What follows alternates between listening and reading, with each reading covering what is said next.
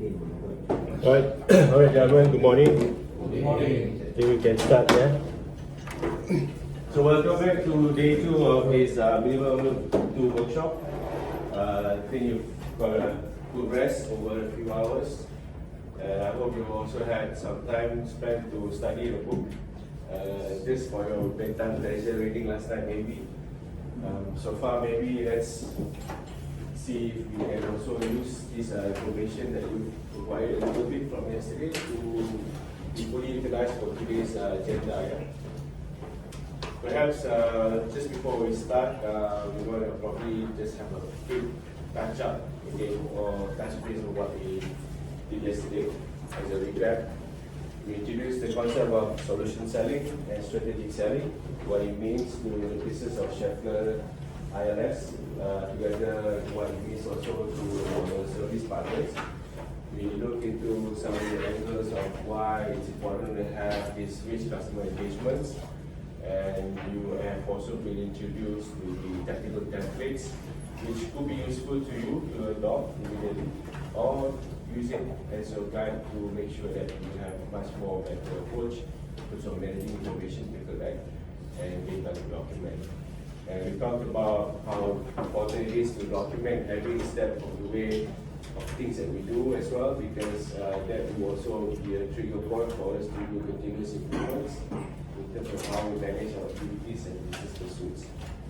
On that note, does anyone have any stronger point of reflection you want to share, or what we have already discovered that you can take home as a eureka moment maybe? Any eureka moment last night that something that you dislike, or is this completely something new to you? No? Pico plan? Sorry? Pico plan. You got that? So something new maybe. So I think So I think that note, we just also want to make sure that as part of the recapping of the things that we did yesterday, the whole concept of moving forward with a holistic approach, I think that's something that we want to also establish and develop together jointly as partners in Schaeffler, so that we can deliver service excellence and service standards. So without further ado, let's probably kickstart the day by maybe introducing a new student in the house. We have Yasir, who's our engineering lead for Malaysia. He's the head of technical office for Malaysia. And welcome, Yasir. I think you've met everyone else, but we can get more introduced later during our breaks. So, welcome to day 2, session 2. Today we're going to touch more on the service excellence. We'll talk about the 6 service standards and how that could correlate to your agenda selling using the sales page content that you now probably have some idea of what you're going to be talking about to your customers, or how you want to trigger more meaningful dialogue. And I think I want to also set the scene for the day. All the things that we've touched yesterday and all the content from the book that's been provided to you is also going to be the ingredients for today's activities that's going to happen this afternoon. In fact, the templates will also be something that we want to fully employ to understand how it can be useful and how we can improve better how we communicate as a team.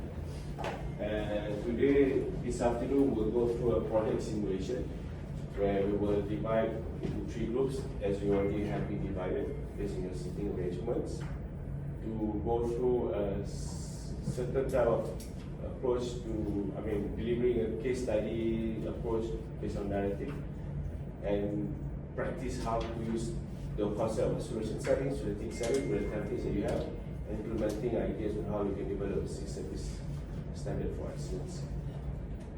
So day 2, again, welcome.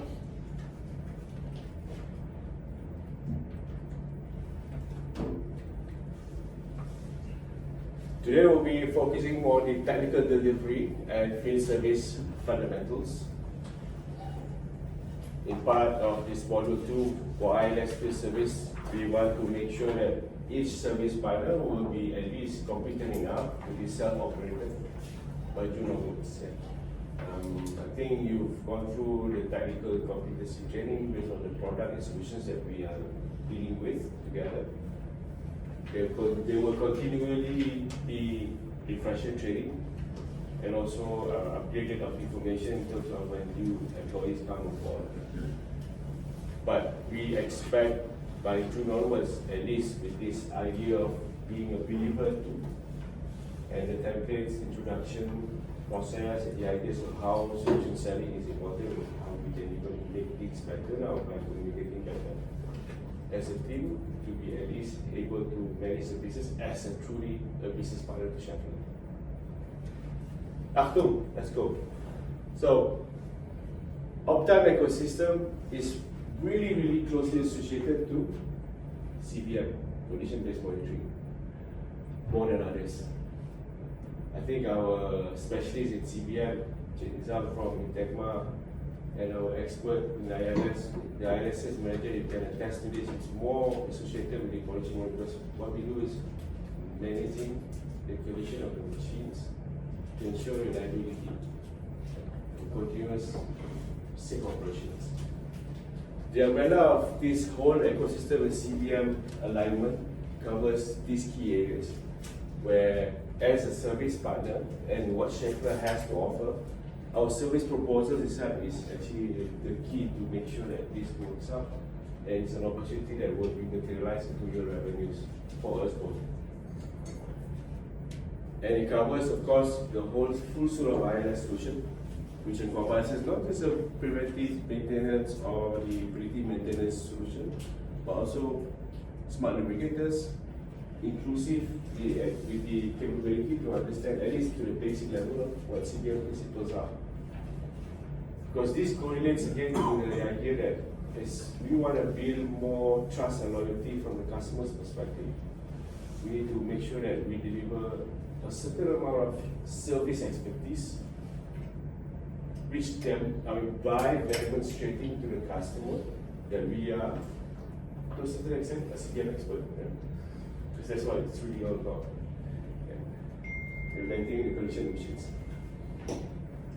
On that note, maybe perhaps I can open up to the floor, just a share of thoughts, maybe, and ideas, perhaps from someone very technical and someone a bit more commercial as well.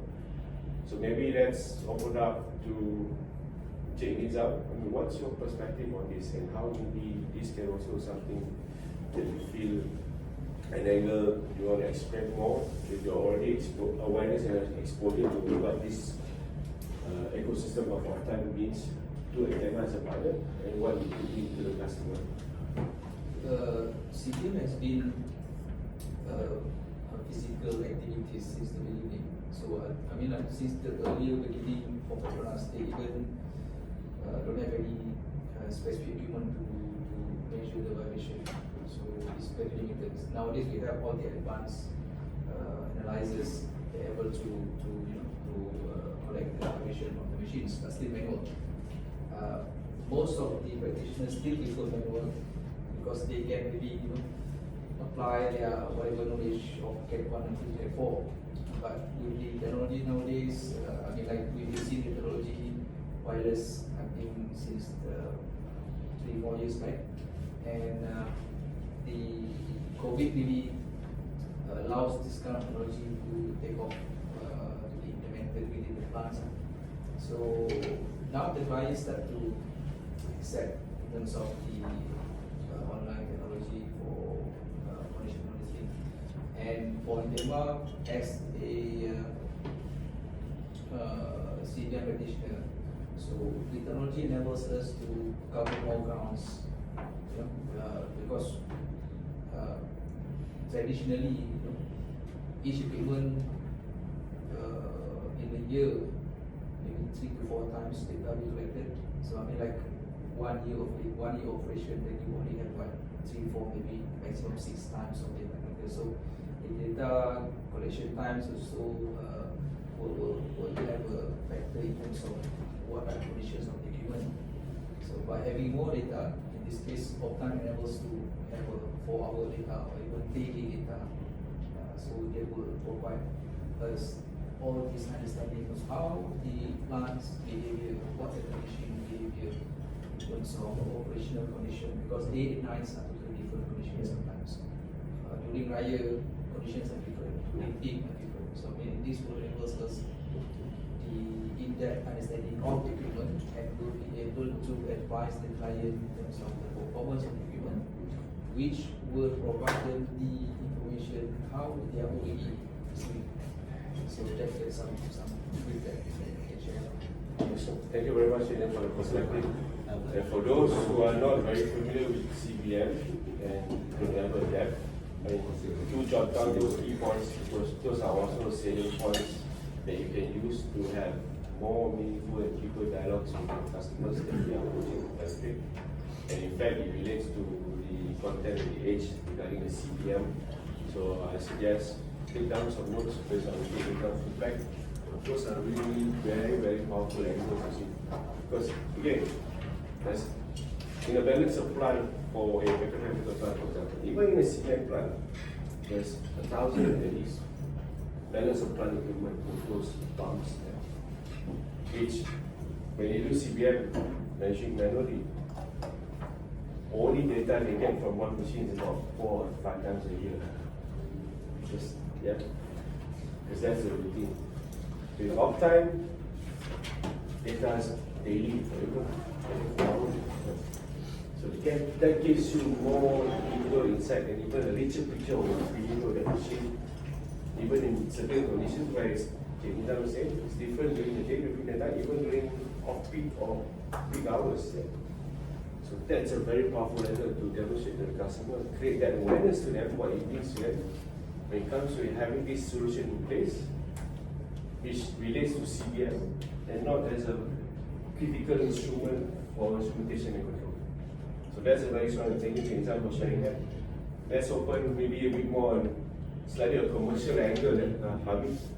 One question, so that means to say that before COVID, so that for the oil and gas, they are doing still doing consumer drilling but manual. Yeah, I mean, manual. They prefer traditional.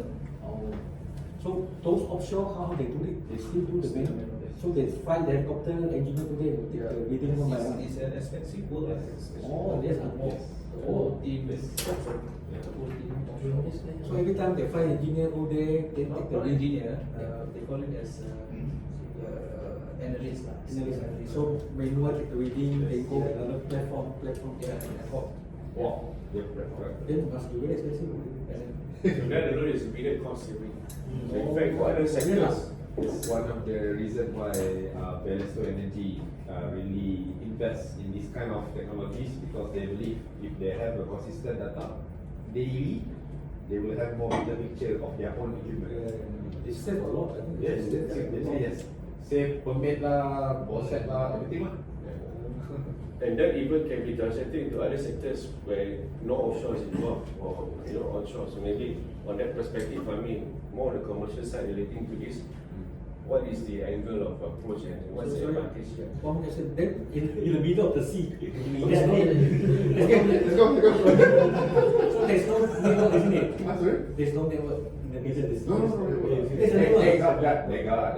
Oh. They have their own network lah. Nowadays they use studying. Ah, okay. Elon Musk studying. Change sector lah. I say register it for WhatsApp.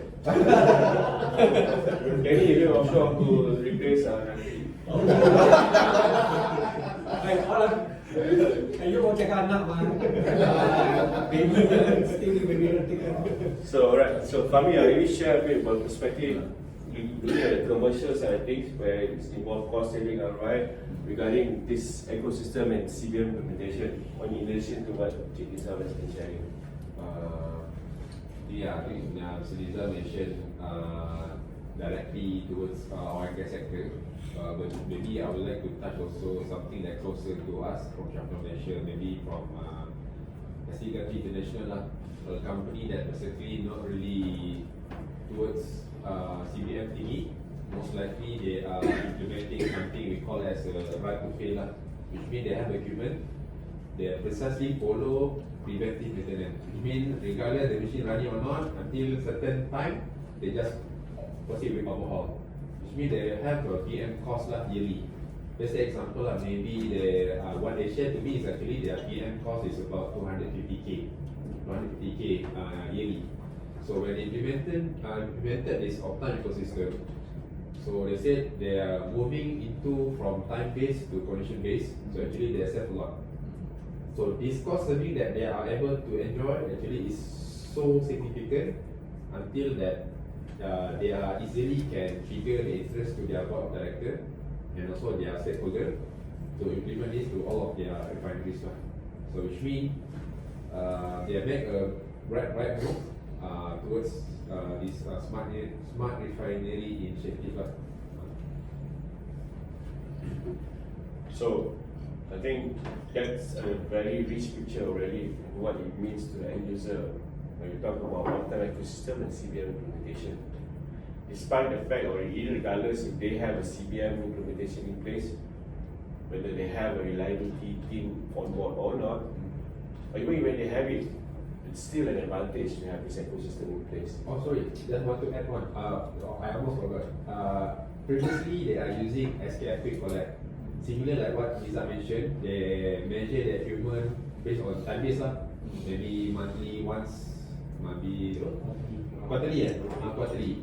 They use this SKF Quick Collect. But the thing is, they need to do it manually by their own, and then they don't have a really dedicated or specialist team in order to check whether the data that they capture okay or not. So it's a questionable. Then they don't have a people when they capture kan, no people to see this data related to what they don't have. So by using this system, they already eliminate that kind of risk and issue. So straight away, verify the data that was captured by their handheld device. I just want to ensure that they verify it properly lah. That's all. So they eliminate all those human error issue lah. Really. In fact, it's not just eliminating human errors, so that the time spent to interpret with the right knowledge that must be in place. So without time, we don't even need an engineer that is competent in, I think they still need, but the amount, the time spent by the specialist is more dedicated to what they're supposed to do. Okay. Because normally they spend their time in the sites and how many human they can take in one day maximum, maybe like 15, 20, and then they have to come back and do the analysis, do the reports. So a lot of time being wasted actually. With the system, I mean like everything is in the laptop, so it's all fit there. So they just put together whatever they need and then send the report. That's all. Yeah, that's quite true. But I think one of the key advantages of uptime is plug, play, predict. So in fact, there is not a full requirement to have a competent engineer to even be able to analyze, do the spectral analysis, to interpret what it means.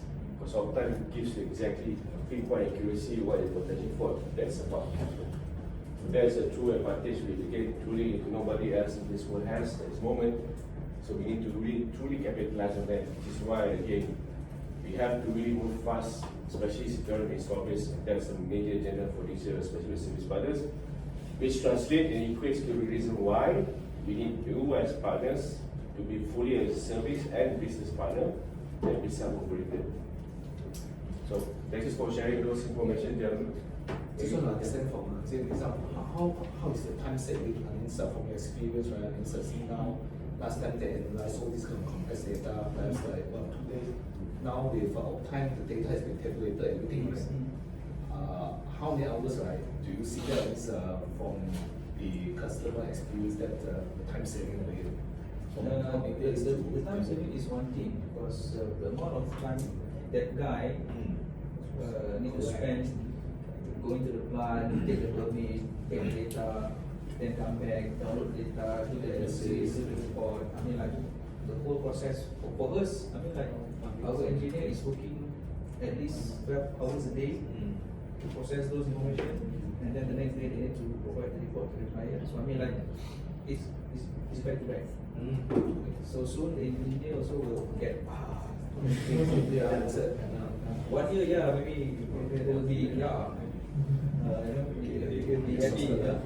After 1 year, I think they'll be overwhelmed with all this data, same thing every day, day in, day out. So as a people, same thing and things like that lah. So then they start to, okay lah, agak-agak saja lah data. So Whether they go and check the proper more recognized or not, I think it is another issue. consistency is another thing also, because we've seen a lot of variation in data stated by maybe 2% taking the same period.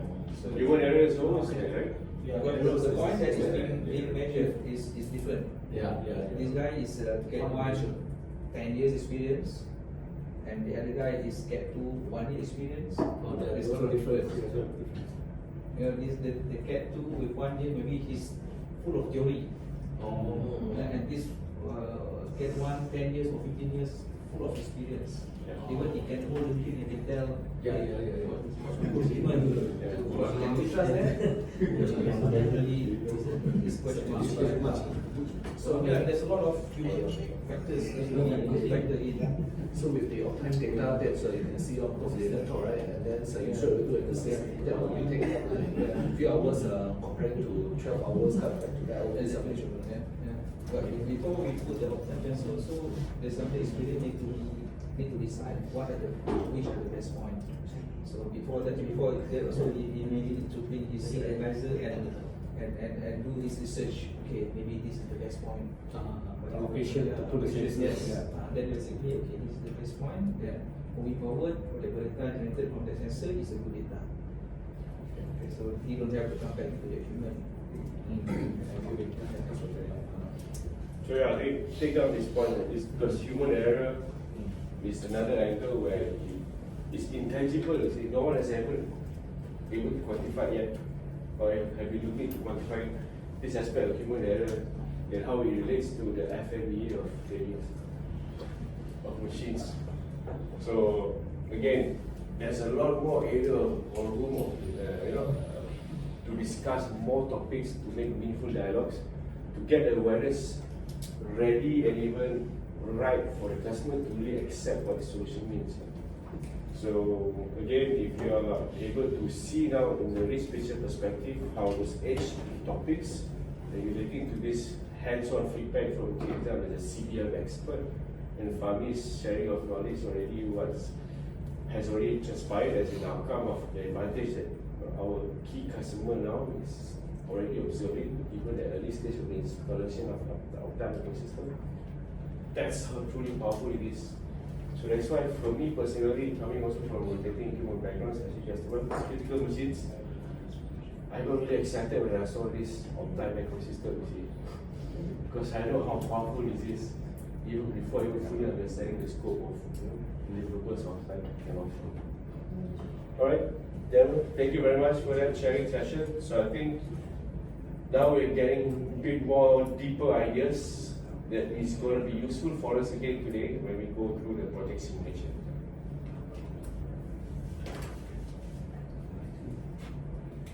Excuse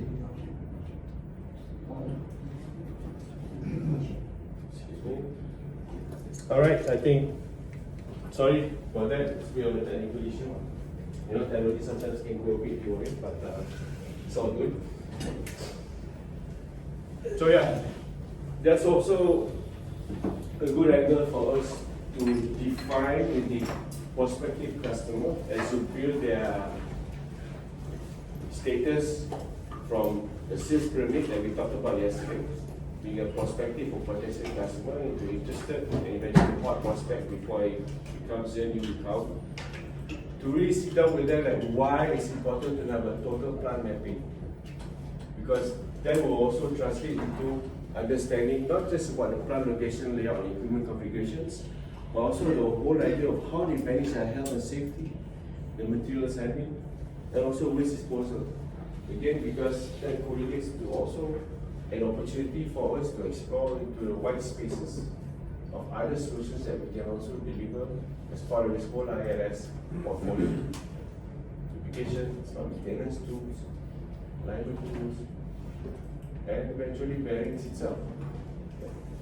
So have a very open mind and a broad perspective to gauge more level of depth of discussion that you can engage with customers using the solution selling opportunities and topics or area of angle and perspective that you can create, and planning it well so that you can plan the meetings and plan the idea that you want to talk about, and also the strategy of how you want to convince the customer based on their buying journey. We talked about that as well yesterday, so that they become a believer too about what the solution means.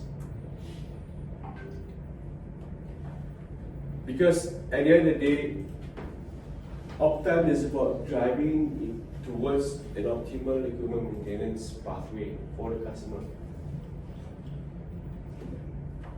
We are trying to expose to them or create the awareness that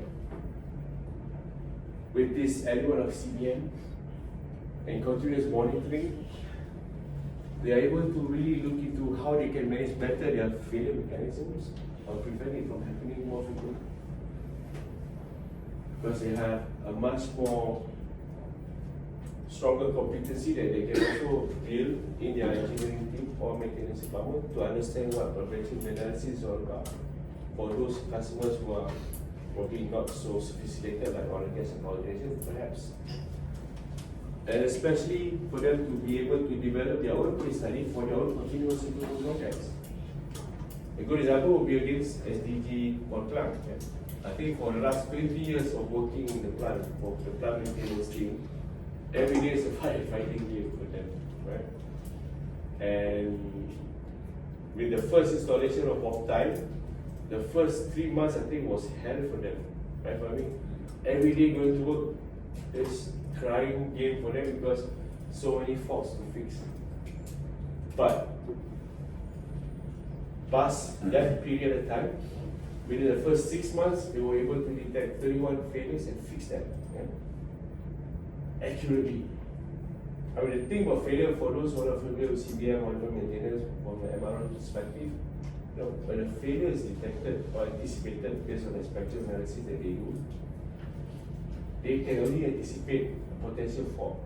So they have to sit there, shut down the machine, open up everything, check whether there's a bearing problem, check whether there's a shaft alignment problem, check whether there's a coupling problem, right? So typical troubleshooting. That would probably take them maybe 2 weeks. But with Optime, they know exactly what the problematic area is. They spend maybe less than 5 years to complete that job and start the machine up and running again. Because we're talking about balance of plant machining. So with that advantage to them, they can also have their own case studies so that they can learn on how to improve the plant operations and make it more safe. And even change their processes to make it more efficient. And deliver more ROI that is tangible to monetary terms and intangible benefits, such as manpower and allocations. Intangible benefits that is translated into other savings downstream of that process area, which is, example, the waste disposal, because you have now lesser waste to manage because lesser leakage, or lesser trouble because when there's always a shutdown or problematic area, there's always going to be a lot of spillage during that fixing or repair. So lesser that, lesser environmental impact, probably lesser penalty paid to the UE. So these are the value chains that we need to be able to bring out to light for our discussion when we talk about ROI. Because right now the challenge for us that the market awareness is still shallow.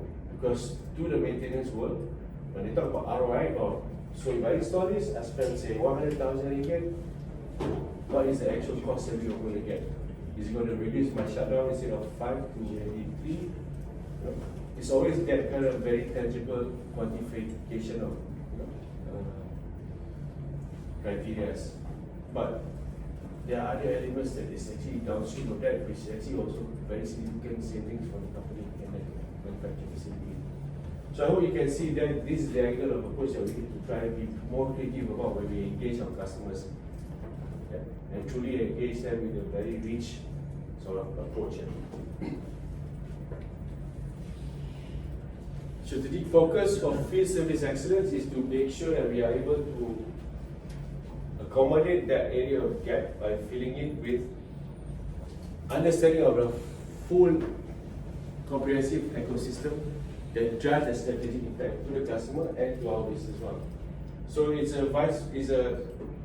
a reciprocated sort of comprehensive approach whereby when we do total plant mapping, we want to know every one plant so that we can give them the most valuable or high value proposal on what this solution can do to them and what we can offer them as a partner. To the customer, with that information in hand, plant survey, people survey, we are able to provide them the best justification for them to really have a better awareness, even learning something new that they never thought was, or it wasn't clear to them in the past. We talked about the Johari window, right? They're probably in a blind spot, blind side area where they never knew, because they never talked about it, right? They never talk about how, instead of doing a manual CBM, I mean, if a plant is like small, where you have only 50 balance of plant machine, just like a small biomass, plant generating 0.5 megawatt hour, compared to a large cement plant where we have 1,000 at least, petrochemical maybe 6,000 machines. Every time we have to measure, you only get data from that machine like every 6 months or maybe once a year. Or and even so, like Chinita was saying, one person measure a different philosophy, probably get different data accuracy. Yeah. So these are angles that I think we need to really now showcase, and that's why competency in the technical aspect of understanding what field service is all about to deliver this service excellence is essential and critical to our service partners, and especially also our sales engineers and sales managers. Because we want to arrive to this conclusion where we are going to tailor-make a solution for them. And that solution could be unique enough to even immediately translate into bearings.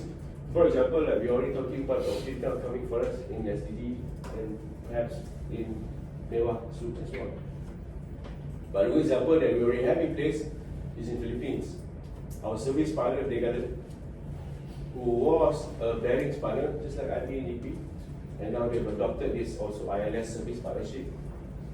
Immediately approached a flour mill in Philippines, talking about ILS of time. And they were able to build so much trust and level of confidence that immediately got a bearings contract as well.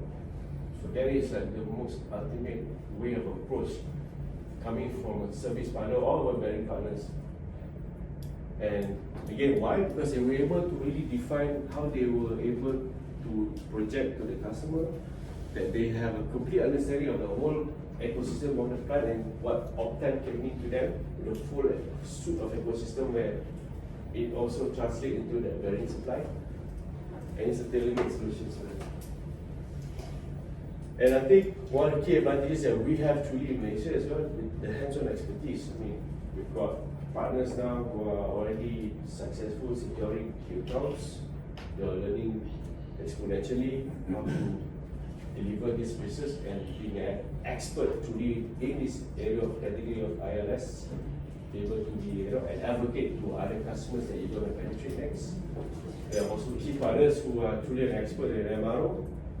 MRO to the world Schaeffler means supply of materials to its MRO categories.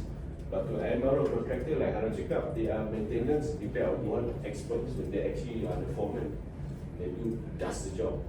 They know exactly what bearings they face every day to change and the level of quality of that. And they have all the authority to even guarantee machine reliability based on their contract. Right? So it can be any bearings that they put in, which is true to a certain extent of some contracts. So that's an added advantage for us. Yeah.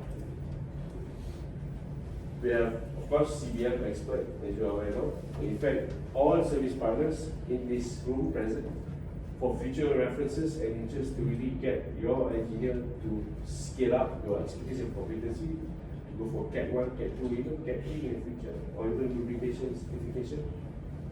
Sarigas is going to be certifying you. So we are also in partnership with Tegma because we are also partners to Mobilis and Tegma. So there's a very strong alignment there. So in fact, those are also potential area of revenue streams that all service partners can also look into. Yeah. Because that will also help to build more trust and loyalty in your customer. Yeah, and you can build on that to have more meaningful engagement into the white spaces and eventually to the whole entire group of that particular customer came from. And the whole idea of why we want to do this Believer 2 with the idea of documenting every activity, every data that we gather from the basic of just potential prospect of the opportunity to actually key account information, people survey, plant mapping, is because we want it to be that everything that we do this point forward to drive this strategy and growth for Malaysia together is all based on data-driven decisions. That's why we need to have an understanding of what's the full landscape out there for us to penetrate or pursue. Whether it's small or big, that's insignificant for me or for us now because we need those information first. Just like before you travel to any overseas location, say you want to go to Bali for 3 days visit, you want to know where's the most attractive place to visit because you have only 3 days, right? Bali is a very big city. What do? You get some information about the city first, right? And the next thing you look for is a map.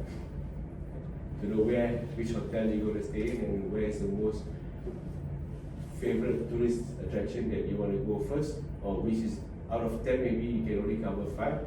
So which is 5 of those that you need to cover. It's a similar methodology, guys, like doing sales. So those tourist sites are your prospective potentials. Which one you want to really target to do for the day and tomorrow is your interested potential. Because you're interested to go and see that site, right? And eventually hot, and for the day, I can only cover 3, so these are the 2 that I will do. And tomorrow another one. So those are hot prospects, which eventually when you've done it, just before your 3 days or after your 3 days gone, or instead of 10, I cover only 5. I plan to do 7, but I cover only 5. So those 5 are your new accounts. So you can see that concept of methodology of the pyramid, it's scheming up. So same thing, it starts with just getting the map. So the idea of mapping is to really define what the landscape is out there and have the map. The idea of having that strategy blueprint of landscape of sectors derived from the 3 map of opportunities that we were talking about yesterday, the Dam, Sam and Song, is to have that map to know, okay, where do we go now, what do we do?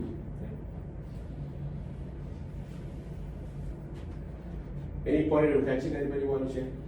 Or anything that you feel that is also very relevant from your experience that probably will be good to share with others to also reflect upon? No one, maybe look at have something to say. For things like the solution that we offer the clients, different clients have different needs and different requirements for their client. For example, I can give you like it.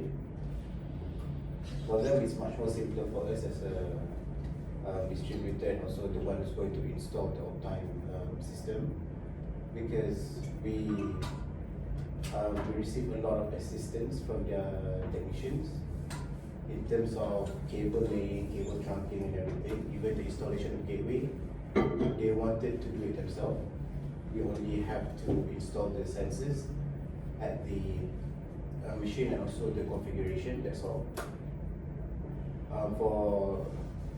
Compared to another client, let's say Project XD Pod, or they know what they need. They have all of these requirements for their plants, and what makes it more difficult is that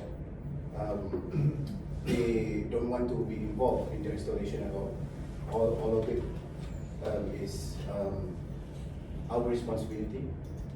And the most difficult part about installing on offshore is basically the meeting up to the zone classification, the what else? The material that we're going to use, the PTS standard that they approve. And there's also clients that they do not know what the requirement of their plant is. Let's say, for now, let's say for Venesto, they have not discussed yet the technical requirements of the plant needs. And it is as if for the installation requirement, it is not yet crystal clear to them what is the type of cable they need, the zone classification we need to advise them, and also the routing for the cables, and what JB that they need to be used for the installation. This kind of thing, it's going to be a problem for us when we go out without any site visit. Yeah, that's the different kind of client's mindset. Thank you, Share. Those are different kind of challenges, especially during the sophisticated sector, right? And in fact, I think that's also a good sharing. Rahman, thank you for that, because ultimately, again, tailor-made a solution to be able to manage those kind of situations must come with the right level of competency as well. Which is why, again, we need service partners to be self-operated to be able to manage that discussion and that planning. So this is actually mostly directed to our service partners who are from the bearings world or directly as an LS supporter for us. Because again, other sectors will also require, of course, it's not so evident yet that there is that level of challenge to manage, but ultimately we need to be able to be prepared for any circumstance so that it doesn't end up being in jeopardy account. Because one thing truly, my role as a head of sales for Malaysia is also to make sure first priority is to protect Schaeffler's interests. On that note, we need to make sure that every key account, especially with global key account, is managed well and their expectation is met regardless whether it's a full service or a service that we do or deliver to ensure that we build rapport and trust. Thank you, Encik Rahman, for sharing that. By the way, PTS is a patronized technical standard. So it's a engineering standards or specification of everything, materials, classification of cables, even materials to supply for valve and that kind of sorts. And I think another unique area of approach by Hannah Chikap into a slightly different sector is also in defense, right? Yeah. So they supply gearbox to Navy ships. So that's also another angle where it's quite unique because they have different requirements, and even to do business with them have more special requirements compared to just doing business with oil and gas and power generation. But that translates to also opportunity together as partners, whereby there is also room for growth for direct collaborations among yourselves as service partners as well. Because again, they are not a bearings partner, they don't stock bearings. So that's when IB especially will be an advantage to be part of this alignment among others. So thank you. Any other person wants to share any thoughts or view on this, or maybe experience on how you were able to at least tailor-made a solution based on data that you gather and was able to convince the customer to see the realities of what they operate and the status of it, and build the confidence to finally award us. Maybe Memo? I think from our side because actually we have install base in different sector. We have refinery, we have paper mill, we have quarry, and we have FMD. So basically from each of these sector, actually the clients has a quite different set of requirement, and they also have a different perspective lah. For example, in quarry, even in quarry, it's a totally different compared when you start in refinery and in FMB, because the operation wise is different, and the operating hours and even the environment there. So they expect a bit more on the support from our side lah, as their partner. And when we go to the refinery, yes, it has a more complex environment, but at the same time, actually they can be self-operated lah, because they have quite a competent team, and they are operating continuously 24 hours. So same goes to FMB.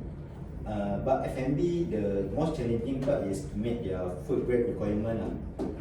So everything must be food grade, even your installation and so on must be following all the food grade, especially for those global international F&B account that we manage.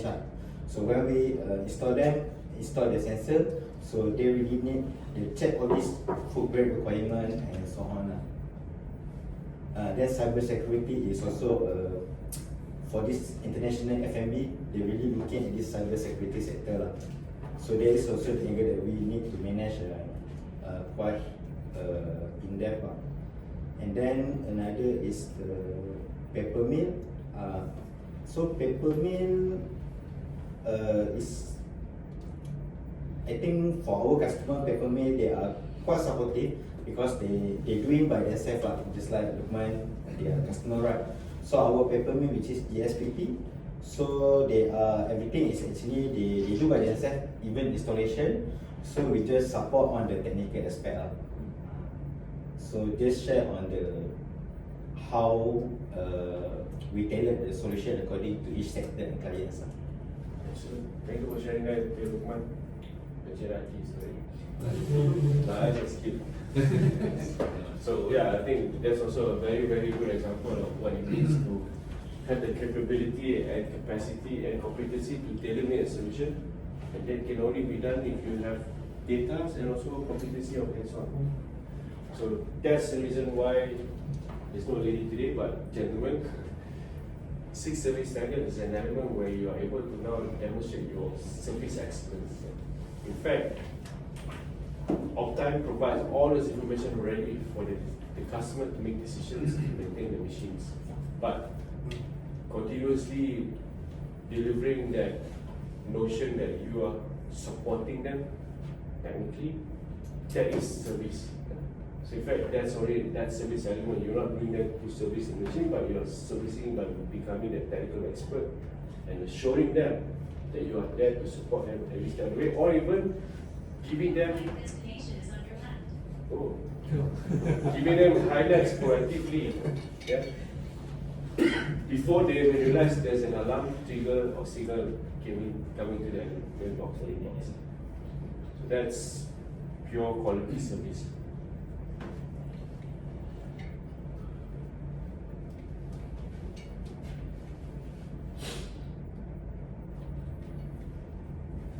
So, I think maybe let's take a 5-minute toilet break, digest a little bit on the information that we just talked about. Although it's been quite a short session, I think there's a lot of information in our heads now, right? All the data that is now coming to our brains from the sharing of Chitizam, Lokman, even yourself now. I think there's a lot now that you can start to see how rich your view is based on yesterday's acquiring of knowledge and what you can now prepare yourself to do and deploy for the rest of the day. So let's take a 5-minute toilet break and then we'll come back at least fully recharged and we'll do something new. To play a game, it's called a blindfold drawing game.